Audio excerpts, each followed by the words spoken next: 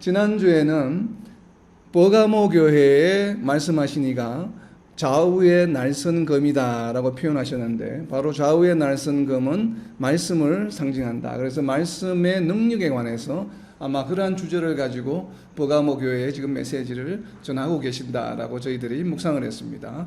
특별히 말씀이라고 하는 것이 요한계시록에 보면 두 가지로 이제 그 역할이 드러났죠. 첫 번째는 세상의 빛의 역할을 하는 것, 두 번째는 전쟁의 도구로, 버가모 내용에 보면 말씀으로 물리치시겠다라고 하시는 바로 이런 전쟁의 도구, 세상의 빛이라는 역할과 전쟁의 도구라고 하는 두 가지 역할이 지금 요한계시록에서 제시가 되고 있습니다. 그래서 이 말씀이 왜 하필이면 전쟁의 도구이면서 좌우의 날성검으로 비유를 하고 계실까?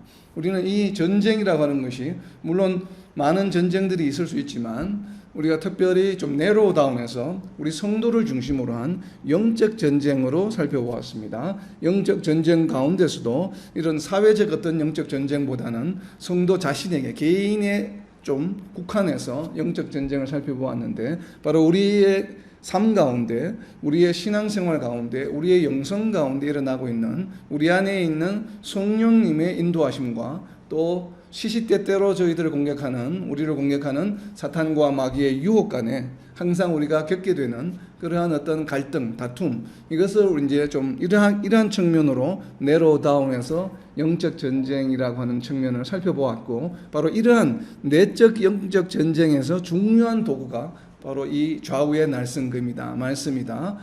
왜냐하면 성령께서 바로 우리를 대신해서, 우리를 앞장 세워서 우리로 하여금 사탄의 유혹을 이기게 하시는데 도와주고 또 훈련을 시켜주시는데, 그 도구가 바로 무엇인가 하면 말씀이죠. 그래서 요한복음 14장 26절에 있는 말씀처럼 성령이 이 땅에 오셔서 하시는 중요한 역할 중에 하나가 바로 성도들에게, 우리에게 말씀을 가르쳐 주시는 것이요, 또 필요한 때에 그것을 기억나게 해주신다고 하는 것. 그러니까 왜 필요할 때 기억나게 하신다고 말씀하실까? 그 때는 언제겠습니까? 사탄과 마귀의 유혹에 우리가 직면했을 때, 바로 그러한 때에 적합한 말씀을 우리에게 기억나게 하셔서 그런 모든 유혹을 물리칠 수 있도록 해주시는 것이 성령의 중요한 역할 중에 하나입니다. 자, 이것이 이제 어떻게 보면 가장 어떤가는 성령의 역할이라고 저는 개인적으로 생각을 합니다. 그리고 오늘 이제 나누게 될 성령의 또 다른 역할, 중요한 역할 중에 하나가 바로 로마서 8장 26절과 연관이 있는 내용입니다. 그래서 과연 어떠한 부분이 성령의 이 중요한 역할일까? 우리 성도의 생활 가운데. 자, 로마서 8장 26절입니다. 읽어주실 때 키워드에 한번 표시를 해봅니다. 과연 우리의 신앙생활과 어떠한 부분에 있어서 중요한 역할, 연관관계가 있을까? 이와 같이 성령도 우리의 연약함을 도우시나니 우리는 마땅히 기도할 바를 알지 못하나 오직 성령이 말할 수 없는 탄식으로 우리를 위하여 친히 간구하시느니라. 아멘. 자, 이제 이 말씀은 너무나도 우리가 잘 알고 있는 말씀입니다. 성도라면 어느 누구나 알 것 없이 잘 알고 있는 말씀이고, 또 이 말씀의 내용은 성령께서 우리를 위해서 기도하고 계시는구나 라고 이제 다들 이렇게 이해를 하고 있고, 또 많은 주석을 하시는 분들이 그렇게 또 설명을 해주시고 있죠. 성령께서 우리를 위해서, 우리를 대신해서 기도해 주신다라고 이렇게 이제 말씀하시는데, 그렇다면 이제 질문이 나오죠. 과연 성령께서 여러분 우리를 위해서 기도하신다고 하시는 것을 믿습니까? 아멘. 믿으신다면 성령께서 언제 우리를 위해서 기도하시는지 여러분이 혹시 알고 계세요? 인지하신 적이 있습니까? 지금 성령께서 나를 위해 기도하시는구나. 언제 기도하실까요? 혹시 성령께서 지금 나를 위해서 기도하시는구나. 지금 기도 중이시야. 기도 중이시야. 이렇게 느껴보신 적이 혹시 있나요? 그걸 만약에 느껴보지 않는다고 한다면 도대체 로마서 8장 26절은 왜 기록이 되어 있을까요? 성도들을 우리가 알지도 못하고 우리가 느끼지도 못하는데 성령께서 우리를 위해서 기도하신다는 것이 과연 우리에게 어떤 의미가 있을까? 우리에게 과연 어떻게 다가올까? 자, 이제 그러면 또 다른 한 가지 질문은 무엇인가 하면, 성령께서 그러면 우리를 위해서 어디에서 기도하실까요? 기도원에서 혹시 기도하실까요? 아니면 기도의 골방에서 우리를 위해서 기도하고 계시나요? 이런 질문이 이 영적 호기심이 자꾸 나옵니다. 도대체 어디에서 기도하실까? 분명히 우리는 믿습니다. 성령께서 우리를 위해서 기도하시고 있다는 것을, 그것도 말할 수 없는 탄식으로 굉장히 절박한 심정으로 우리를 위해서 기도하시는데, 정작 우리는 우리를 위해서 기도하시는 성령님을 잘 인지하지 못해요. 우리가 만약 신앙생활 가운데 우리 주변에 있는 우리 성도들이나 목사님이나 아니면 또 이렇게 권사님이나 다른 장로님이나 누가 이런 친척이나 아니면 부모님이나 누가 자녀가 우리를 위해서 야 내가 요새 너희를 위해서 매일 30분씩 1시간씩 기도해. 그러면 그런 얘기 들을 때 우리는 어떻습니까? 굉장히 든든하고 또 고맙고 감사한 마음이 들죠. 그런데 이런 사람이 아니고 하나님이신 성령께서 우리를 위해서 기도 지금 하고 계시다는데, 왜 우리는 사람이 누군가가 나를 위해서 하루에 30분씩 기도해 주면 그걸 고맙게 느끼는데, 굉장히 감동이 되는데, 하물며 성령께서 우리를 위해서 기도하신다는데, 그것도 말할 수 없는 탄식으로 기도하신다는데, 왜 우리는 그런 감흥을 느끼지 못하고 살아갈까요? 이게 좀 아이러니하죠. 뭔가 이게 좀 맞지 않는 얘기죠. 성령께서 우리를 위해서 말할 수 없는 탄식으로 기도한다는 것을 우리가 만약에 매일 체험한다고 하면 그 삶은 어떨까요? 엄청나겠죠. 그냥 사람이 나를 위해서 기도해 주는 것도 든든한 힘이 되고 용기가 되고 굉장히 신앙생활에 우리가 도움이 되는데, 하물며 성령께서 우리를 위해서 기도하신다는데, 그렇다면 도대체 이 로마서 8장 26절은 어떤 의미를 가지고 있는 것일까? 우리가 날마다 성령께서 우리를 위해서 기도하시는 걸 우리가 인지하지 못한다고 한다면 과연 이 말씀의 용도는 무엇일까? 이 말씀이 주는 은혜는 무엇일까?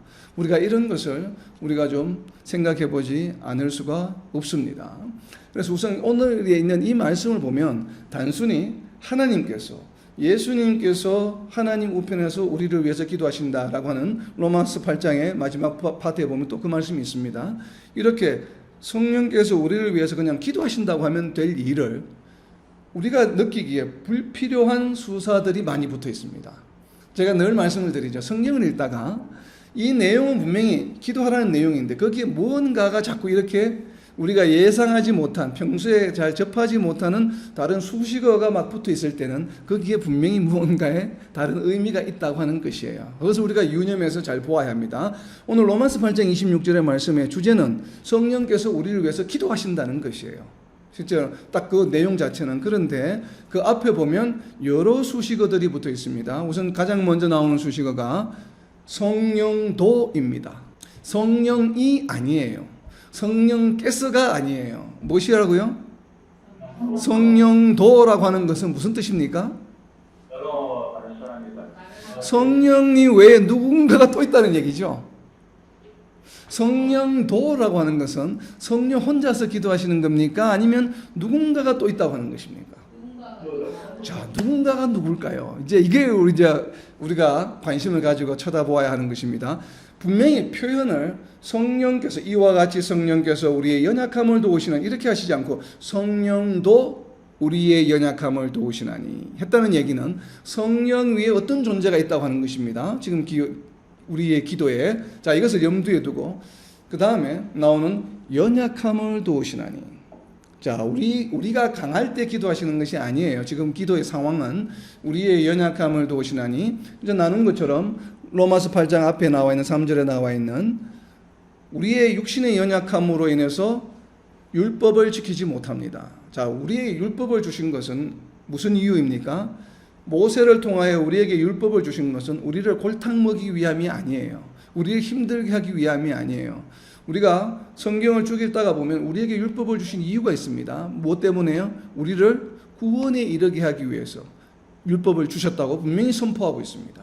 그런데 어떻습니까? 구약의 역사를 살펴보면 율법을 잘 지킴으로 육신을 가지고 있는 이런 한계 때문에 율법을 완전하게 끝까지 잘 지키는 수 있는 사람은 없다라고 분명히 선포하고 있죠. 이것이 바로 우리의 육신의 연약함입니다. 그래서 우리에게 주어진 율법을 우리의 육신의 능력으로는 도저히 지켜서 구원에 이를 수가 없습니다. 바로 이러한 연약함이 첫 번째 연약함일 테고, 그리고 로마서를 기록하고 있는 이유는, 로마서는 누구를 위해서 기록한 서신입니까? 누구에게 보내는 편지예요?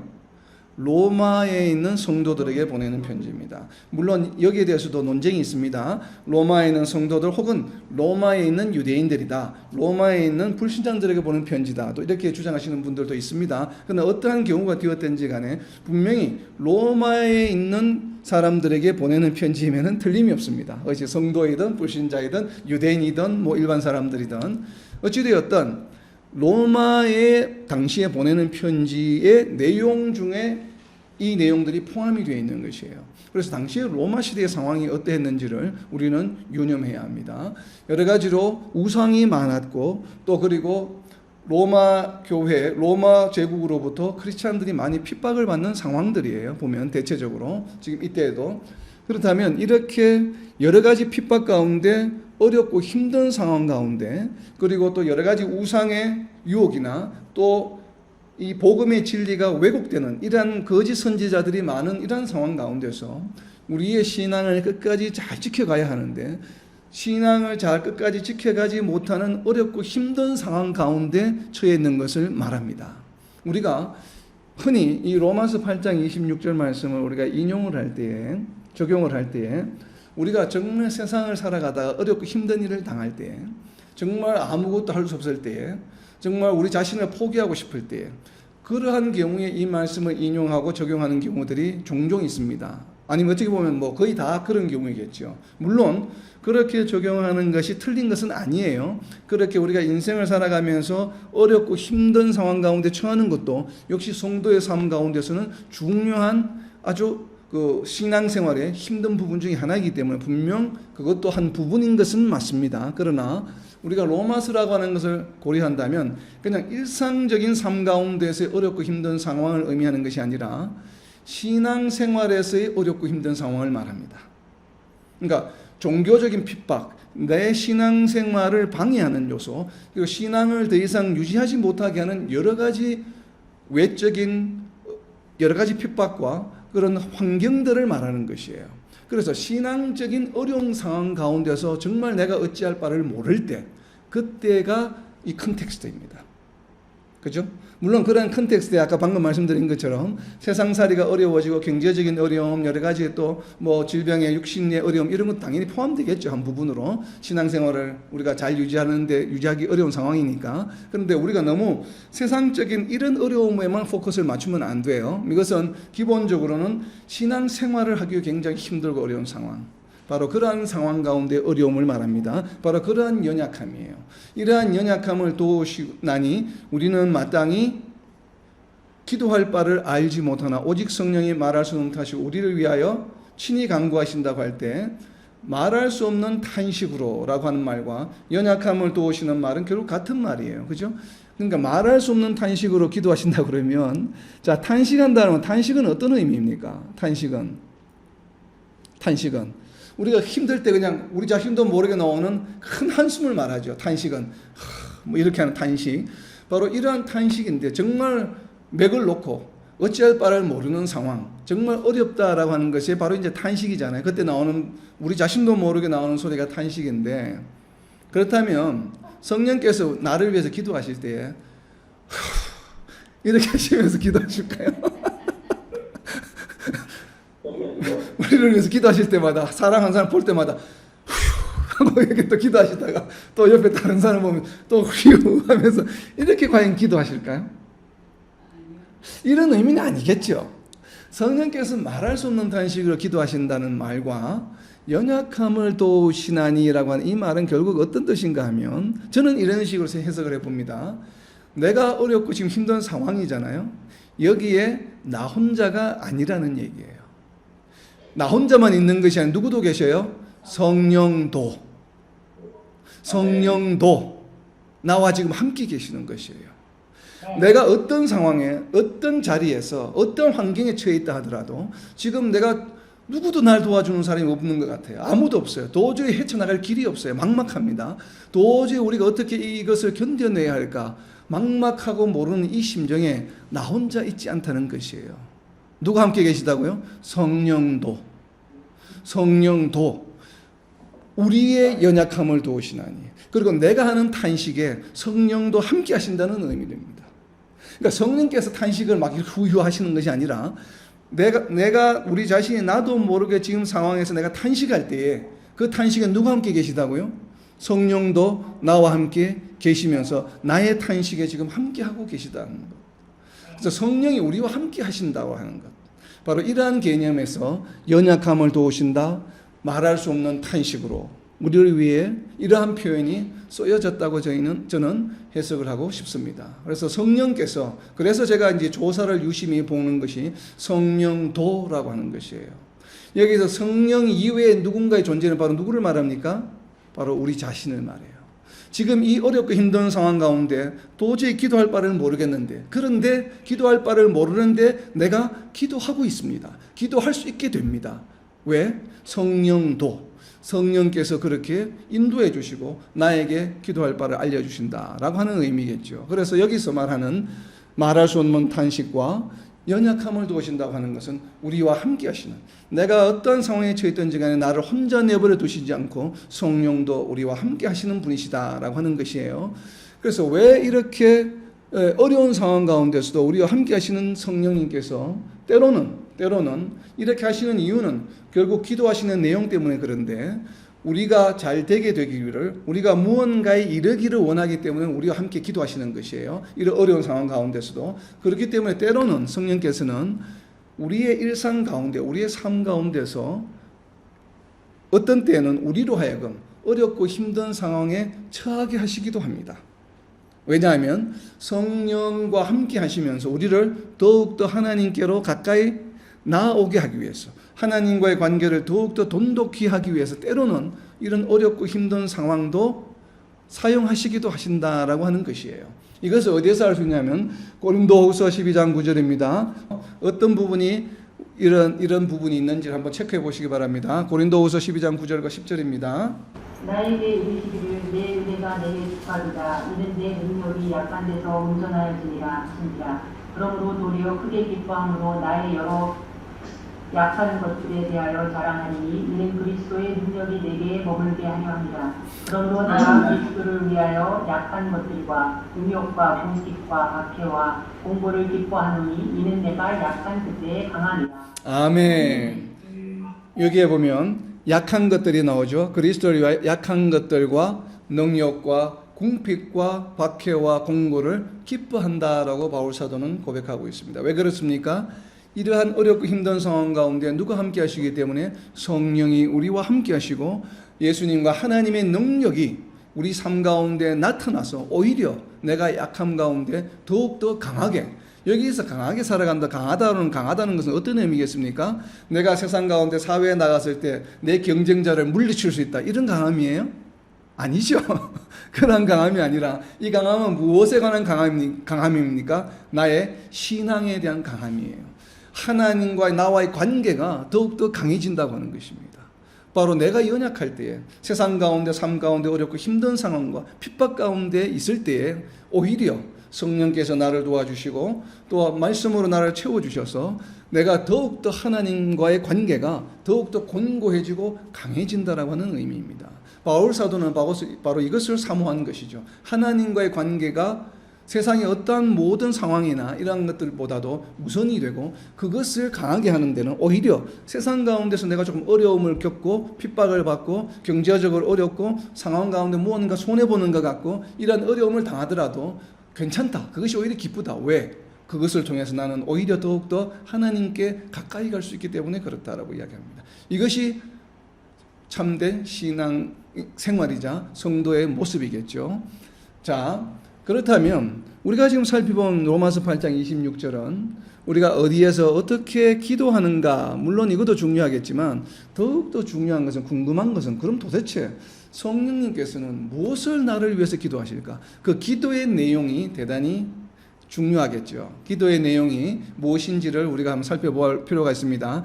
더글라스 J. 무라고 하는 신학자는 로마서 주석에서 이렇게 이야기를 합니다. 로마서 8장 26절을 기도의 형식이나 방법이 아니라 기도의 내용과 목적을 알 수 있도록 도와주시는 것이다 라고 주석을 했습니다. 저는 굉장히 개인적으로 공감이 갑니다.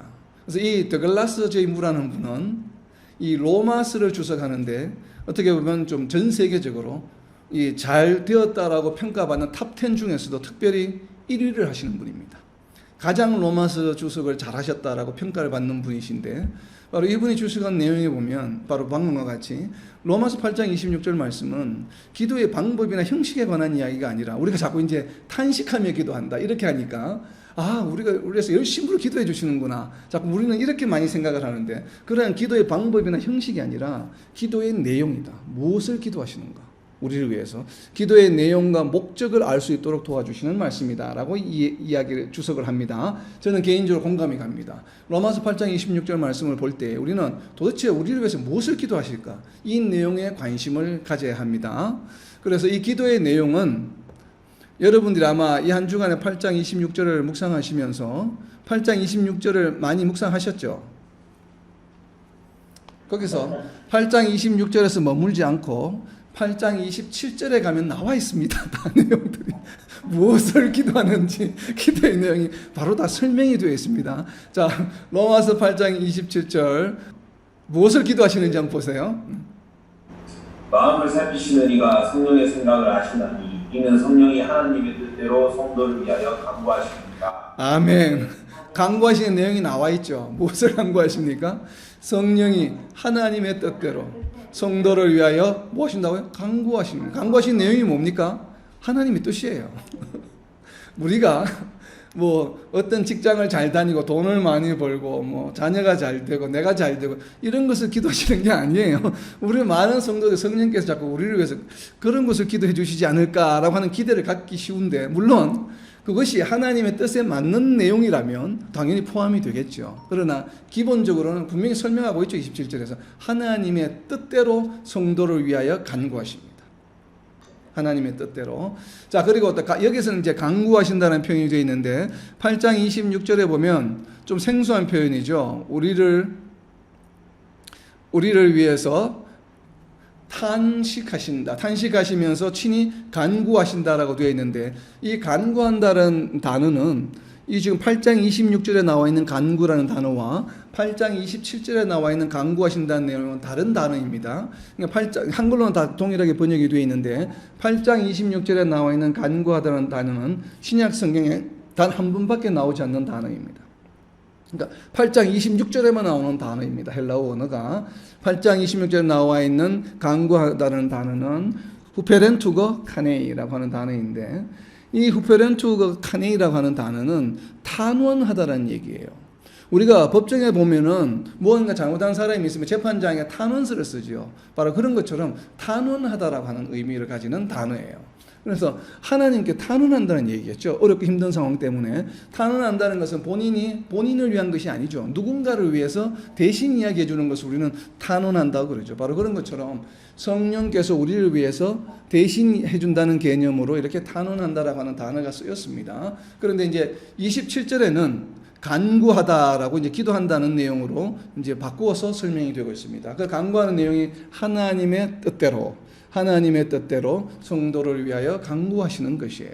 그렇다면 이 성도들을 위해서 간구하시는 내용이 하나님의 뜻인데, 그렇다면 이제는 하나님의 뜻이 무엇인지를 알아야 되겠죠.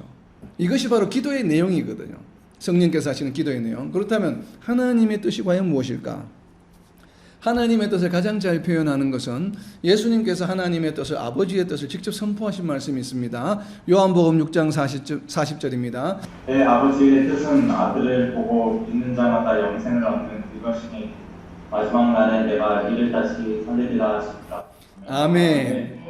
요한복음 6장 40절에서 선포하고 계신 예수님의 말씀입니다. 아버지의 뜻은 무엇입니까? 아들을 보고, 즉 예수님을 보고 믿는 자마다 영생을 얻는 이것이니, 우리로 하여금 영생을 얻게 하시는 것이 아버지의 뜻이에요.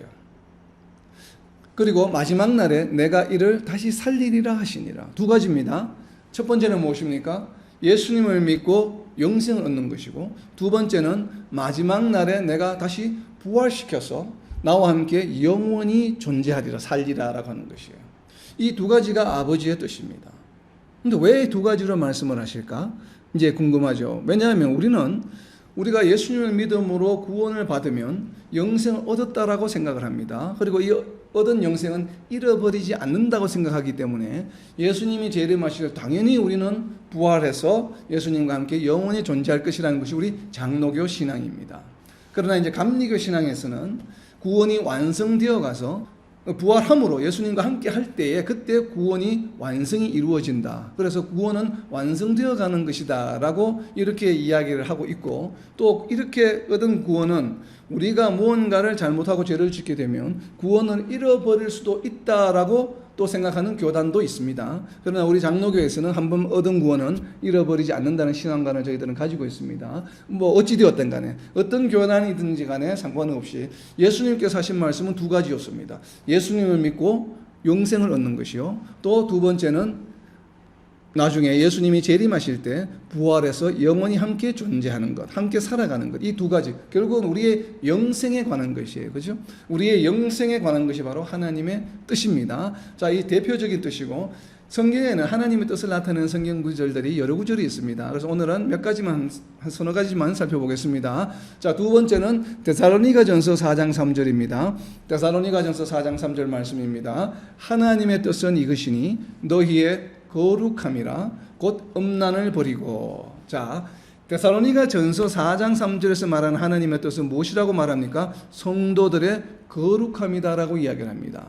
이 성도들의 거룩함이라고 하는 것은 무엇을 말합니까? 바로 성도의 삶 가운데 우리가 이 거룩함을 계속 잘 유지하기를 원하는 뉘앙스가 조금 있죠. 그래서 예수님이 말씀하신 요한복음 6장 40절에서 말씀하신 영생을 얻는 이것이니 그리고 마지막 날에 내가 이를 다시 살리리라고 할 때 첫 번째와 연관이 있습니까? 두 번째와 연관이 있습니까?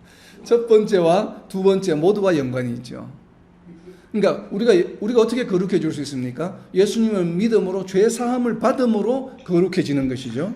그리고 이 거룩해진 것이 계속 sanctification, 성화의 삶을 통하여 이 거룩함을 계속 예수님 앞에 갈 때까지 잘 유지하는 것이 필요하죠. 저희들이 바로 이것을 우리는 성화의 삶이라고 이야기를 하고, 그것이 완성이 되는 것이 우리가 부활했을 때 예수님과 함께 하는 것이죠. 그래서 완전한 이 거룩함이 이제 완성이 되는 것이죠. 그래서 이 말씀, 하나님의 뜻은 이것이니 너희의 거룩함이라. 그렇다면 우리는 어떻게 이 거룩함을 유지할 수 있을까요? 이제 예수님을 믿음으로 거룩해졌습니다. 그럼 이 거룩해진 것을, 거룩함을 잃어버리지 않고 계속 이제 유지하기 위해서는 어떻습니까? 물론 장로교에서는 우리는 거룩함을 잃어버리지 않습니다. 한번 얻으면. 그러나 어찌되었든 성경 말씀에 지금 많은 부분에서, 많은 성경 구절들에서 이 부분에서 이야기를 하고 있기 때문에 우리가 이 거룩하여지는 것을 계속 거룩하여질 수 있는 방법을 디모데전서 4장 5절에서 설명하고 있습니다. 디모데전서 4장 5절입니다. 디모데전서 4장 5절에 보면 하나님의 말씀과 기도로 거룩하여짐이라 라고 선포하고 있습니다. 우리가 어떻게 거룩하여질 수 있다고 지금 디모데전서는 이야기합니까? 두 가지입니다. 하나는 말씀과 기도입니다. 말씀과 기도. 자, 그렇다면 이 말씀과 기도로 우리가 거룩하여질 수 있다는 얘기는 결국 거룩의 수단은 무엇과 무엇입니까? 말씀과 기도라고 하는 내용이죠. 자, 그렇다면 우리가 이 말씀과 기도로 거룩하여지는데, 그렇다면 성령께서 우리를 위해서 말할 수 없는 탄식으로 기도하시는데 그 기도에 누구가 함께 있다고요? 성령님과 우리 자신이, 우리가 함께 있는 것이죠. 자, 성령께서 우리를 위해서 기도해 주시는 것은 저는 크게 두 가지로 해석할 수 있다고 봅니다. 하나는 정말 성령님께서 혼자서 기도하시는 것, 기도하시겠죠. 성령님께서 계시기 때문에 기도하신다고 저는 믿습니다.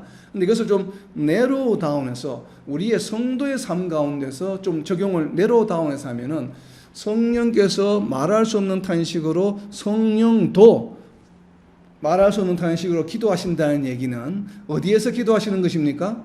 성령이 어디에 계셔요 지금? 성령이 우리 안에 계시죠. 그러면 지금 우리 안에서 말할 수 없는 탄식으로 휴 하면서 지금 막 기도하시나요? 그 여러분 귀에 들립니까? 그게 기도하시는 게 느껴집니까? 근데 아까 살펴본 것처럼 말할 수 없는 탄식과 연약함을 도우시며 한다는 얘기는 우리와 함께 하시는 기도예요. 그러면 성령께서 지금 기도하신다고 하는 것은 다르게 표현하면 어떤 표현입니까? 지금 누구와 함께? 나와 함께 기도하는 것이에요. 지금 내가 기도할 때 내가 기도하는 것이 아니고 이 기도가 내가 하는 기도가 아니고 누가 하는 기도예요? 성령님께서 하시는 기도예요. 이것이 바로 로마서 8장 26절에 저는 참된 의미라고 생각합니다.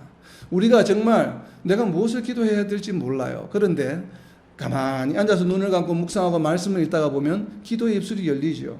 기도할 수 있는 내용이 생기죠. 그것이 바로 성령이 하시는 기도예요. 성령이 나를 통해서 기도하시는 거예요. 나와 함께 지금. 우리는 이런 기도를 소망하고 추구를 해야 됩니다.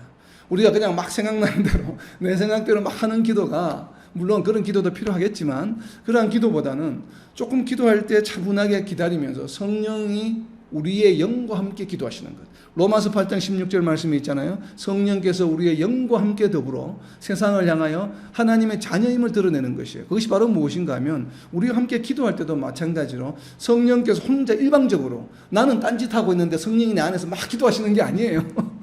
그런 기도가 아니라 나와 함께 나를 기도의 장으로 이끌고 가셔서 무릎 꿇게 하시고 성령께서 나의 영을 움직이셔서 성령과 함께 나의 영이 함께 내 입술을 통해서 기도하시는 것이에요.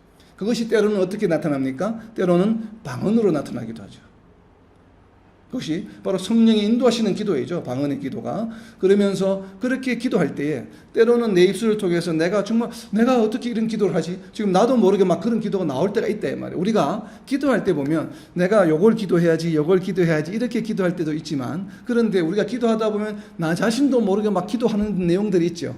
기도하는 게 그냥 기도가 끊이지 않고 계속 나올 때가 있다 이 말이에요. 그것은 바로 무엇이에요? 그런 기도가 바로 성령이 인도하시는 기도라고 저는 믿습니다.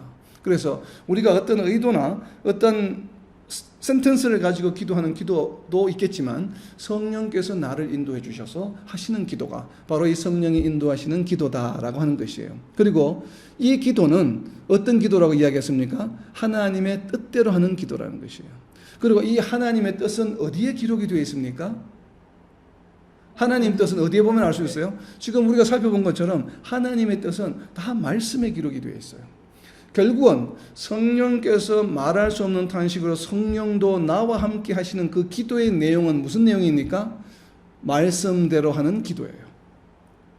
말씀대로 하는 기도입니다. 말씀에 기록된 대로 하는 기도예요. 그 뜻을 지금 우리가 살펴보고 있죠. 그래서 디모데전서 4장 5절에 있는 말씀처럼 하나님의 말씀과 기도로 거룩하여집니다. 그렇다면 내가 지금 나를 통해서 성령께서 하시는 기도가 하나님의 뜻대로 우리가 거룩한 삶을 살아가기를 원하시는 기도잖아요. 그래서 결국은 성령이 하시는 기도는 무엇인가 하면 우리가 예수님을 믿고 거룩하여진 다음에 계속 그 거룩한 자로서 거기에 합당한 거룩한 삶을 살아갈 수 있도록 우리를 끊임없이 도와주면서 우리를 인도해 주시는 기도예요. 이렇게 살아갈 수 있도록. 이것이 바로 성령이 우리와 함께 하시는 기도라고 하는 것이에요. 그렇다면 과연 어떠한 삶이 우리가 이렇게 거룩한 삶을 계속 살아갈 수 있는 삶은 도대체 어떤 것일까? 자, 말씀과 기도로 거룩하여질 수 있다는 것은 우리가 이제 배웠습니다. 그렇기 때문에 말씀을 묵상해야 되는 것이고 또 기도해야 되는 것이죠. 기도하려면 또 무엇을 알아야 됩니까?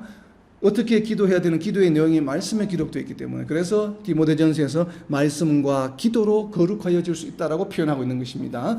그래서 그렇다면 이제는 좀 더 구체적으로 과연 그렇다면 거룩한 것은 무엇일까?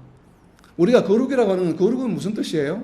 구별이죠. 헬라어의 거룩하다는 뜻은 separate, 구별하다는 것입니다. 무엇으로부터? 세상으로부터 구별하는 것이에요. 세상과 구별되는 삶이에요. 그렇다면 세상과 구별되는 삶이 바로 거룩한 삶입니다. 그렇다면 그런 세상과 구별되는 삶은 어떤 삶일까요? 또 이것을 알아야 되겠죠. 우리가 세상과 구별되는 삶이라고 해서 세상과 단절하고 그냥 혼자서 골방에 들어가서 살면 되겠습니까? 안 되겠습니까? 예전에는 많이 그렇게 했습니다. 그래서 수도원이 생긴 겁니다. 중세 때 수도원이 생긴 이유가 세상과 단절하기 위해서. 그래서 사람들이 찾아오면 유명인이 찾아오면 어떻게 하냐면 또다시 사막으로 갑니다. 사람들이 못 찾는 곳으로. 그래서 또 사람이 찾아오면 또 더 깊은 사막으로. 계속 사람을 피해서 사막으로 갔던 것이 바로 수도원입니다. 예전에. 그래서 사람들이 접근하지 못하도록 그렇게 해석을 했습니다. 왜? 세상과 구별되는 거룩한 삶을 살아가기 위해서. 세상에 물들지 않기 위해서. 그러나 우리가 생각하는 그런 거룩한 삶은 세상과 단절하는 삶이 아니에요. 왜냐하면 나중에 나오겠습니다만 우리는 세상과 단절하는 것이 아니라 오히려 반대로 세상으로 나아가서 하나님을 증거해야 되는 사람들이에요. 그런 가운데서 구별되는 삶을 살아가야 되기 때문에 도대체 구별되는 삶은 도대체 어떤 삶일까? 이것을 알아야 되겠죠. 그럴 때에 바로 성령께서 우리가 바로 이렇게 살아가기를 기도하시는구나 하는 것을 알 수 있죠. 그리고 우리도 앞으로 어떻게 기도해야 될까요? 바로 이렇게 살아갈 수 있도록 우리가 기도해야 되겠구나. 그것이 바로 성령이 인도하시는 기도구나 하는 것을 알 수가 있겠죠. 바로 그런 것을 어디서 알 수 있냐면 데살로니가전서입니다. 데살로니가전서 5장 14절부터 18절까지입니다. 한번 줄쳐보세요. 몇 가지나 되나? 어떻게 살아가는 것이 세상과 구별되는 삶인지. 또 형제들아 너희를 권면하노니 게으른 자들을 권계하며 마음이 약한 자들을 격려하고 힘이 없는 자들을 붙들어주며 모든 사람에게 오래 참으라. 상가 누가 누구에게든지 악으로 악을 갚게 말게 하고 서로 대하든지 모든 사람을 대하든지 항상 선을 따르라. 항상 기뻐하지 말고 기도하라. 범사에 감사하라. 이것이 그리스도 예수 안에서 너희를 향하신 하나님의 뜻입니다. 아멘. 이것이 거룩한 삶입니다. 왜요? 왜 그렇습니까? 이것이 하나님의 뜻이기 때문에. 누구를 향한? 너희를 향한. 여기서 너희는 누구입니까? 성도들이죠. 성도들을 향한 하나님의 뜻이 무엇입니까? 우리 성도라면 누구나 다 이 말씀을 묵상하고 암송해야 합니다. 그리고 이러한 삶을 위해서 우리가 날마다 기도해야 합니다. 이것이 바로 성령이 아버지의 뜻을 알기 때문에 아버지의 뜻을 따라 하나님의 뜻을 따라 성도들을 위해서 우리를 위해서 말할 수 없는 탄식으로 기도하시는 내용이에요. 그 기도하시는 내용이 무엇입니까? 게으른 자들을 권계하며 마음이 약한 자들을 격려하고 힘이 없는 자들을 붙들어주며 모든 사람에게 오래 참으라. 게으른 자들을 권계하고 마음이 약한 자들을 격려하고 힘이 없는 자들을 붙들어주는 것은 어떻게 할 수 있습니까? 무엇으로 할 수 있습니까? 말씀으로 할 수 있죠. 말씀으로 권면하고 말씀으로 격려하고 힘이 없어서 넘어질 것 같은 사람 용기를 북돋아 주는 것도 말씀으로 용기를 북돋아 주고.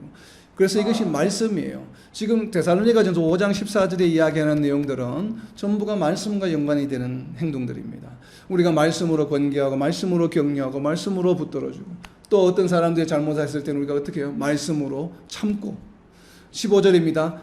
삼가 누가 누구에게든지 악을 악으로 갚지 말고. 악을 악으로 갚으면 안 돼요. 교회 공동체 안에서 누군가 잘못을 합니다. 정말 인면수심에 정말 세상이 참 분노할 그런 죄를 저지르고 나쁜 짓을 합니다. 그런데 그것을 우리가 악으로 갚으면 되겠습니까? 안 되겠습니까? 악을 악으로 갚는 것이 악은 악으로 갚는 것이 아니에요. 악을 악으로 갚지 말고 무엇이라고 이야기합니까? 갚지 말게 하고 서로 대하든지 모든 사람을 대하든지 항상 선을 따르라라고 이야기합니다.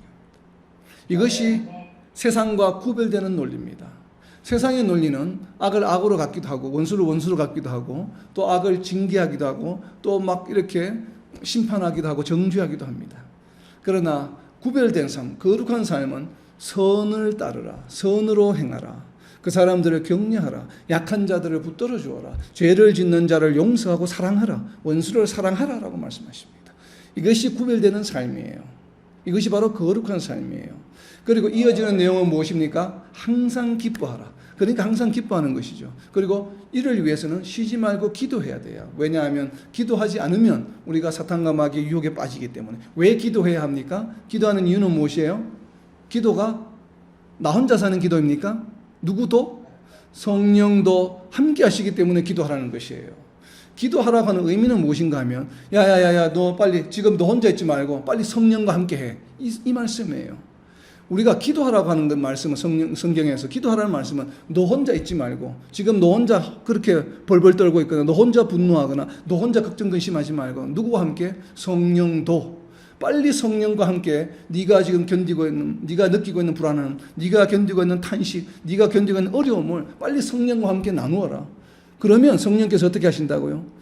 하나님의 뜻을 아시기 때문에 우리가 기뻐하며 살고 악한 자를 용서해 줘야 되고 선하게 대해 줘야 되고 또 게으른 자를 권면해 줘야 될 이 상황들을 너무나도 잘 알고 계시기 때문에 거기에 맞는 말씀을 어떻게 해요? 성령께서 필요한 때에 기억나게 해 주십니다.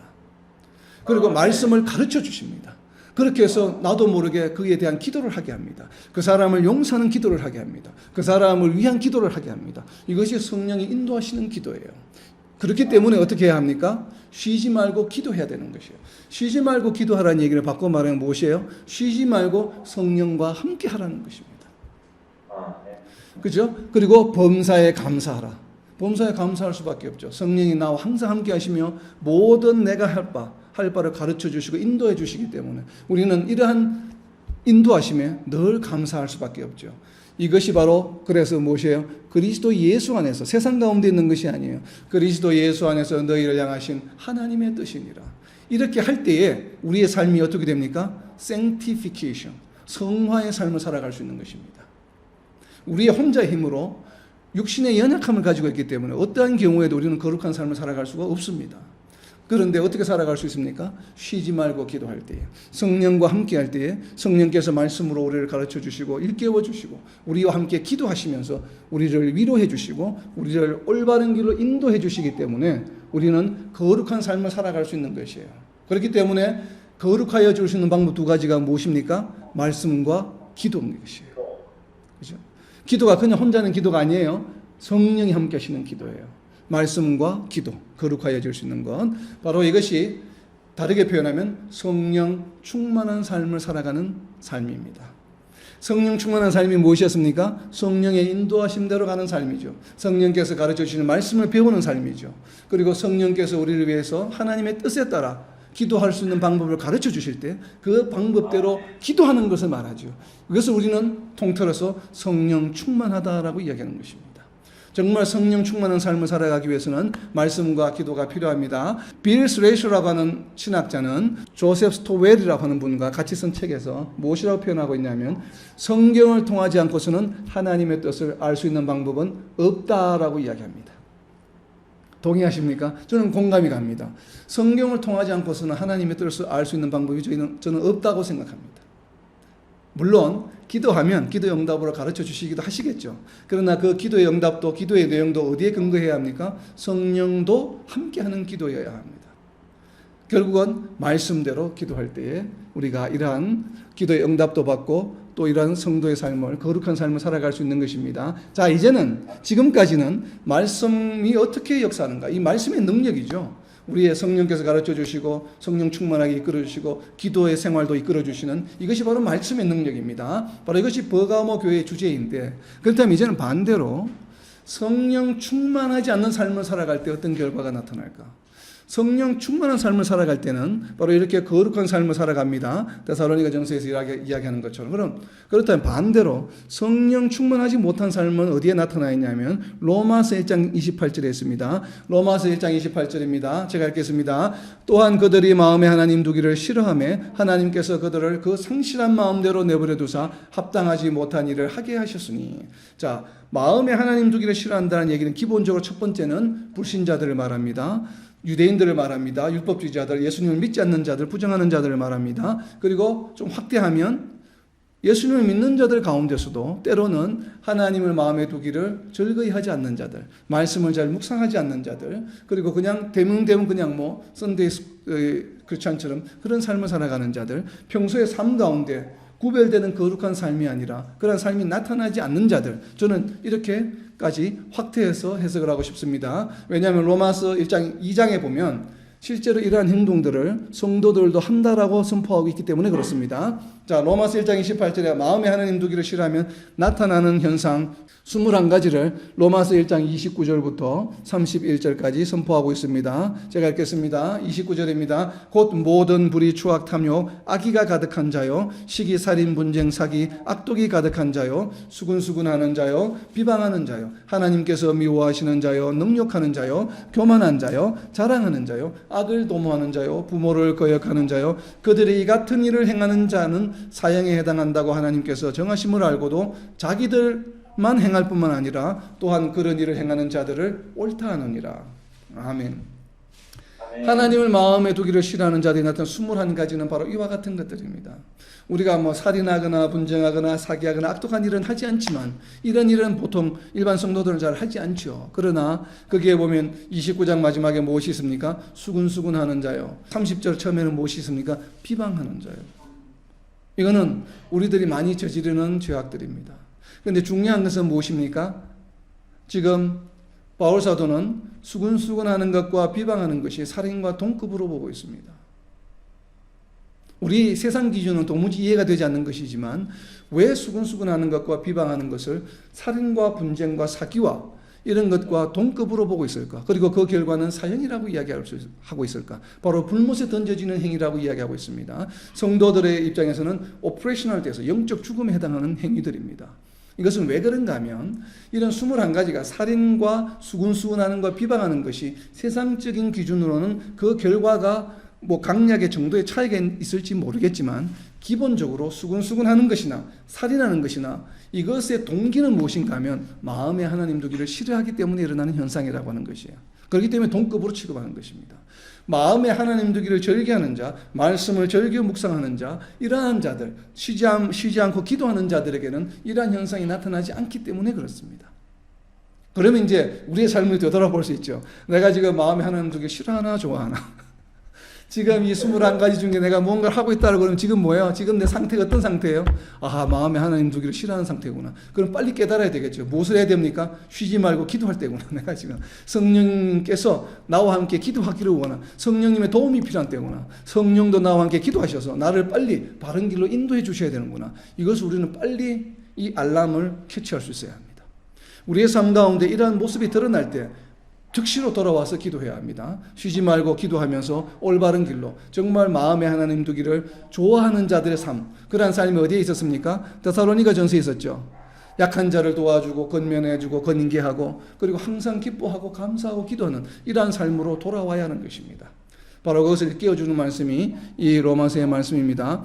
그렇기 때문에 바로 이 말씀은 데살로니가전서 5장 14절과 18절에 나와 있는 약한 자를 도와주고 게으른 자를 권면하고 항상 기뻐하고 기도하는 것은 바로 무엇인가 하면 내가 지금 성령 충만한가 하지 않은가를 바로 알 수 있는 지표입니다. 지표. 내가 정말 옆에 있는 약한 자를 권면하고 있는가, 말씀으로 잘 가르치고 있는가, 도와주고 있는가, 내가 또 이렇게 항상 기뻐하고 있는가, 쉬지 않고 기도하고 있는가, 이걸 살펴보면 내가 지금 성령 충만한가 아닌가를 알 수 있는 것이에요. 그래서 이렇지 않다고 한다면 빨리 성령 충만할 수 있도록 우리는 쉬지 말고 기도하고 말씀을 묵상해야 됩니다. 그래야 말씀으로 돌아올 수 있겠죠. 바로 이러한 것입니다. 자, 이렇게 우리가 지금까지 살펴본 것처럼 말씀의 역할이 대단히 중요합니다. 기도에도 말씀, 그리고 또 이러한 또 전쟁의 도구로서의 말씀, 성령 충만함도 전부가 다 말씀에 기인한 것입니다. 자, 말씀의 역할을 알 수 있는 성경 구절들을 몇 가지 좀 찾아보고 마치겠습니다. 디모데후서 3장 15절입니다. 디모데후서 3장 15절입니다. 한번 줄을 쳐보세요. 이 말씀의 역할이 무엇인지. 디모데후서 3장 15절. 또 어려서부터 성경을 알았나니 성경은 능히 너로 하여금 그리스도 예수 안에 있는 믿음으로 말미암아 구원에 이르는 지혜가 있게 하느니라. 모든 성경은 하나님의 감동으로 된 것으로 교훈과 책망과 바르게 함과 의로 교육하기에 유익하니 이는 하나님의 사람으로 온전하게 하며 모든 선한 일을 행할 능력을 갖추게 하려 함이라. 아멘. 성경의 첫 번째 역할은 무엇입니까? 구원에 이르는 지혜를 줍니다. 왜냐하면 구원의 진리가 그 안에 있기 때문에. 그리고 말씀이 또 우리의 마음을 열어서 우리가 성경 말씀을 깨닫게 해주시죠. 하나님께서. 그리고 모든 성경은 하나님의 감동으로 되어 있어서 교훈과 책망과 바르게 함과 의로 교육하기에 유익해요. 교육하기에 유익한데 이 교육하기에 유익한 이유가 바로 무엇입니까? 17절에 나와 있죠. 우리로 하여금 성도로 하여금 온전하게 하기 위함이에요. 바로 성도로 하여금 온전하게 하는 삶이 어떤 삶이었습니까? 데살로니가전서 앞에 나왔던 삶이죠. 바로 그러한 삶. 그러한 삶이 온전한 삶이에요. 우리로 하여금 온전한 삶을 살고 선한 일을 할 수 있는 능력을 갖추게 하는 것이 바로 말씀이에요.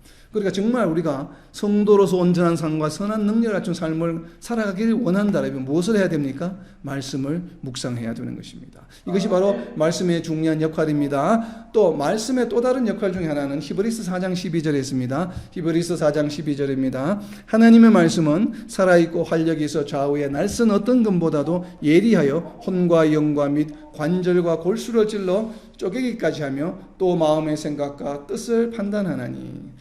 바로 말씀이 우리의 생각과 행동들을 다 분석하고 비교하고 판단할 수 있게 해줍니다.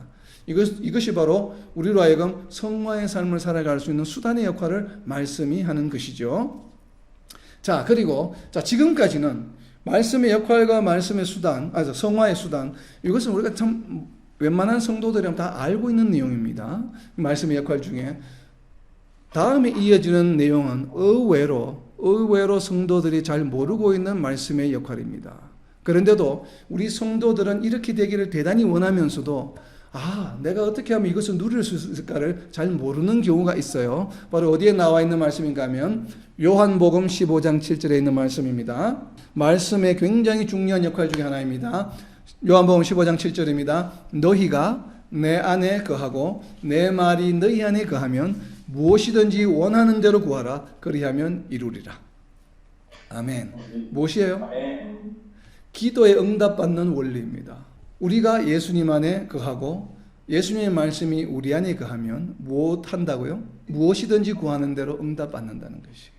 혹시 여러분이 느끼기에 내 기도가 왜 응답이 안 되지? 기도에 응답을 안 받지? 못 받고 있지? 라고 많이 느낀다라고 하면 이 말씀을 붙들고 한번 실천해 보시기 바랍니다.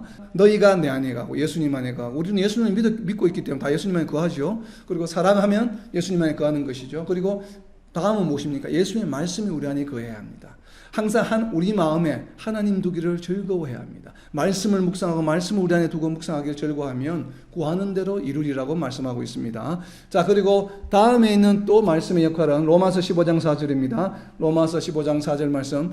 무엇이든지 기록된 바는 우리의 교훈을 위하여 기록된 것이니 우리로 하여금 인내로 또는 성경의 위로로 소망을 가지게 함이니라. 아멘. 말씀이 무엇을 합니까? 우리를 위로해 주시고 우리를 위로함으로 말미암아 소망을 가지게 합니다. 우리를 인내할 수 있게 하고 위로하여 주시고 소망을 가지게 하는 것입니다. 즉 소망의 원천이 바로 무엇인가 하면 말씀이라고 하는 것이에요. 이 소망은 무엇입니까? 영생에 대한 소망입니다. 구원에 대한 소망이죠. 그래서 말씀은 바로 소망의 원천이 된다라고 하는 말씀. 그렇기 때문에 지금까지 살펴본 말씀의 역할은 우리의 성화의 삶에 그리고 또 성화의 수단에 기도의 응답으로 소망의 원천에 또 기도하는데 빛의 역할을 하는데 이 말씀이 성령 충만하는데 다 필요한 것입니다. 그죠? 이렇게 중요하기 때문에 이러한 말씀이 우리 교회 공동체에서는 무엇보다도 최우선순위에 있어야 된다라고 사도행전 6장 3절에서 이야기합니다. 사도행전 6장 3절과 4절입니다. 사도행전 6장 3절 4절 말씀. 형제들아 너희 가운데서 성령과 지혜가 충만하여 칭찬받는 사람 7을 택하라. 우리가 이 일을 그들에게 맡기고 우리는 오로지 기도하는 일과 말씀 사이에 힘쓰리라 하니. 베드로가 지금 성도들이 많아지면서 돌보아야 할 고아들과 과부들이 많아지면서 사람들을 대하는 오늘날 말하면 신방하고 구제하는 일들이 많아졌어요. 그러다 보니까 그 일이 너무 많아지니까 7 집사를 세우고 자기 자신은 무엇합니까? 기도와 말씀 사역에 집중하겠다고 이야기합니다. 오늘날 교회도 이래 해야 됩니다. 우리에게 주어진 사역들이 많습니다. 선교사님들이나 목회자분들이나 교회 지도자들에게 주어진 역할이 많은데 일들로 인해서 소홀히 하면 안 되는 일이 뭡니까? 기도하는 일과 말씀 사역입니다. 왜냐하면 이것이 우선이 되어야 됩니다. 왜냐하면 지금까지 우리가 살펴본 것처럼 말씀이 우리의 신앙생활 가운데 모든 것의 근거가 되고 성령 충만함의 핵심이기 때문에 그렇습니다. 성화의 삶의 가장 중요한 것이기 때문에 그래요. 그렇다면 이 우선순위가 교회 지도자들이나 목회자들에게만 적용되는 것이냐? 그렇지 않아요. 자, 이제 이 말씀만 우리가 한 두세 구절만 찾아보고 마치겠습니다. 골로새서 3장 16절입니다. 골로새서 3장 16절 말씀이에요. 그리스도의 말씀이 너희 속에 풍성히 가하여 모든 지혜로 피차 가르치며 권면하고 시와 찬송과 신령한 노래를 부르며 감사하는 마음으로 하나님을 찬양하고. 아멘. 여기서 너희는 누굽니까? 성도들이에요. 하나님의 말씀이 그리스도의 말씀이 성도들 속에 풍성히 거해야 합니다. 그래서 무엇을 하라고요? 피차 지혜로 권면하고 가르치라고 이야기합니다. 이것은 성도의 의무입니다. 이것은 목회자나 선교사님들이나 교회 지도자에게만 주어진 것이 아니에요. 바울 사도는 골로새 3장 16절에서 성도들에게 바로 말씀이 너희 속에 풍성히 거해서 피차 가르치고 권면하고 하나님을 감사하는 마음으로 찬양하라고 이야기합니다. 이것은 성도들에게 주어진 의무입니다. 자, 뒤로 당겨서 베드로 사도가 이야기합니다. 베드로전서 3장 15절입니다. 베드로전서 3장 15절에 보면 너희 마음에 그리스도를 주로 삼아 거룩하게 하고 너희 속에 있는 소망에 관한 이유를 묻는 자에게는 대답할 것을 항상 준비하되 온유와 두려움을 하고. 아멘. 골로새서 3장 16절에서는 성도들을 서로 권면하라고 이야기했고 베드로 사도는 무엇입니까? 아마도 불신자들에게 하는 이야기 같아요. 우리가 가지고 있는 구원과 영생에 대한 소망에 관해서 왜 너희는 그런 소망을 가지고 있지? 라고 이유를 묻는 자들에게는 어떻게 하라고요? 대답할 것을 항상 준비하라고 합니다. 이 얘기는 무엇입니까? 말씀을 잘 묵상해서 그런 것에 대답할 수 있는, 어떤 질문이 오더라도 대답할 수 있는 항상 준비를 하라고 하는 것이에요. 이것은 누구에게 해당하는 말씀이에요? 너희 마음에, 성도들입니다. 교회 지도자들이 아니라, 교회 지도자들뿐만 아니라 성도들도 마찬가지예요. 이렇게 누가 묻든지 간에 복음의 진리에 대해서 답할 수 있을 정도로 말씀에 능통해야 된다라고 하는 이야기입니다. 자, 마지막으로 한 구절입니다. 진짜 마지막 구절입니다. 베드로전서 2장 9절입니다. 앞으로 넘겨서 베드로전서 2장 9절입니다. 너무나 잘 알고 있는 말씀이에요. 그러나 너희는 택하신 족속이요 왕같은 제사장들이요 거룩한 나라요 그의 소유가 된 백성이니. 자, 이 말씀은 너무나도 유명한 말씀이에요. 우리는 여기까지만 읽고 뒤를 잘 안 읽는 경향들이 있습니다. 자, 우리를 이렇게 거룩한 백성이요 왕같은 제사장이라고 불러주시는 이유가 있습니다. 이는 너희를 어두운 데서 불러내어 그의 기이한 빛에 들어가게 하시니에 아름다운 덕을 선포하게 하려 하심이라. 우리를 이렇게 거룩한 제사장이요 왕같은 제사장이요 택하신 족속이라고 불러주신 이유가 무엇입니까? 복음의 진리, 하나님의 아름다운 덕을 세상을 향하여 선포하게 하려 하심이에요. 선포는 어떻게 해야 되겠습니까? 선포하려면 복음의 진리를 알고 있어야 되고 말씀의 진리를 알고 있어야 되겠죠. 베드로전서 3장 15절 말씀처럼 그 어떠한 내용을 질문하더라도 선포할 수 있는, 답할 수 있는 말씀에 관한 지식과 지혜를 우리는 가지고 있어야 합니다. 바로 이것이 성도들의 의무입니다. 바로 이와 같이 오늘 버가모 교회에 주신 말씀의 능력, 이것은 바로 교회의 지도자들뿐만 아니라 성도들에게도 주어진, 또 성도의 성령 충만한 삶과 그리고 성화의 삶에 반드시 필수적으로 필요한 바로 그것이 말씀입니다. 그 주제를 지금 버가모 교회에 선포하고 있는 것입니다. 정말 우리가 아침에 일어나면 가장 먼저 말씀을 묵상하고 또 깨달은 말씀을 잘 정리해서 누구에게나 주변 성도들에게 우리가 말씀을 나누며 권면하며 나누어주며 성화의 삶을 전진하며 거룩한 삶을 영위하는 저와 여러분, 그리고 이 땅의 모든 하나님의 백성들이 되시기를 예수님의 이름으로 선포합니다. 아멘.